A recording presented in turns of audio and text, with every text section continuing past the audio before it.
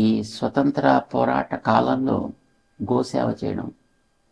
అప్పట్లో అరిష్టాలు వచ్చాయి బాగా, వానలు లేక అనావృష్టి. పిల్లల్ని అమ్మేసుకునేవారట డబ్బుల కోసం అని. అలా అంత దారుణంగా ఉండే ఒక పరిస్థితి. అప్పుడు వీరు రైతుల దగ్గరికి తిరిగి ఒక్కొక్క రైతు దగ్గరికి ఒక్కొక్క ఎకరానికి ఒక్కొక్క గడ్డి కట్ట అలా సేకరించి మొత్తం ఆ గోవులకి కావలసినటువంటి ఆహారాన్ని అందివ్వడం.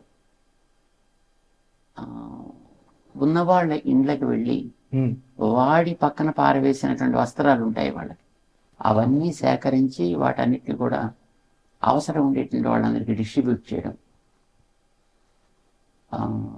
ఖద్దర్ని నేసి వాళ్ళ ఇంట్లో వాళ్ళ చేత నేయించి, వాళ్ళ పరిచయం ఉండే వాళ్ళందరి చేత కూడా ఖద్దరు నేయించి, ఆ ఖద్దర్ని నేసిన వాటిని భుజాల మీద వేసుకుని వీళ్ళే ఇంటింటికి తీసుకెళ్ళి దాన్ని సేల్ చేసి, ఖద్దర్ ఉద్యమంలో అన్నమాట అప్పట్లో.